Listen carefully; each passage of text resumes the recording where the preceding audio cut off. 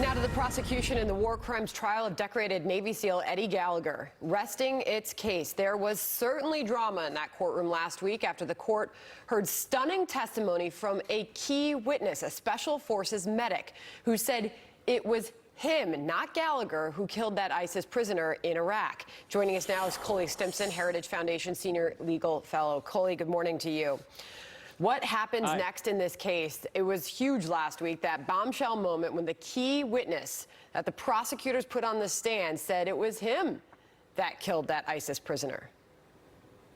Yeah, and not only that, but they gave that guy testimonial immunity, which means anything he said in that courtroom can't be used against him in the future. And because he had some good lawyers, they went to his commanding officer, and this guy won't be able to be fired. But Cully, he also said on the stand that he did indeed see Eddie Gallagher stab that ISIS prisoner in the neck. So how does the defense make its case today?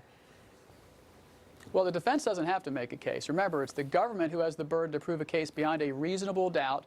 The government rested its case. The defense made a standard motion for a finding of not guilty, and Judge Aaron Rue, who's a friend, denied that motion. And now the defense has the choice. They can do nothing and rest, or they can put on a case, and then the big $100,000 question is whether the accused, Senior Chief Gallagher, takes the stand, and I wouldn't put him on the stand, and most defense attorneys wouldn't. Yeah, but if you rest this case, that's also a risk, right, Cully? Because, you know, you risk the people looking at you, the jury kind of thinking, well, why are they resting this case without telling us, without defending himself? Yeah, but that's the situation in every criminal trial, Trace. I mean, you're in a Hobson's choice. Do you put your guy on the stand? He has a constitutional right not to testify. The government has to prove the case beyond a reasonable doubt, and the jury will be instructed that he is presumed innocent unless and until proven guilty beyond a reasonable doubt. And that's the highest form of proof to the law. And so there's always a risk. That's why it's called a trial, not a play. We don't know the end. But that's the risk you take in every criminal trial. So what is your best guess, Cully, as to how that plays out? No clue. I've been a judge in that courthouse. I've been a prosecutor in that courthouse. You know, the monkey wrench here is the medic, the medic's testimony. Now, that's just the focus on the ISIS fighter who died.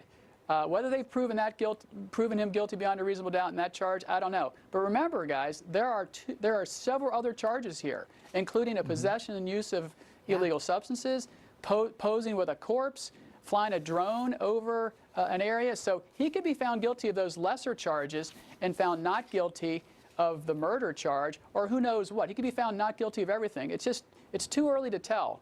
We'll know in the next couple days when the jury's going to get the case, but even then, these are intelligent people, these are officers and senior enlisted people on this jury, and so military juries take their oath really seriously and go through all the evidence, and so they're very well prepared to handle this case. But on the big charge of murder, I mean, if you don't have definitive cause of death and you can't prove that, that goes a long way in Eddie Gallagher's favor.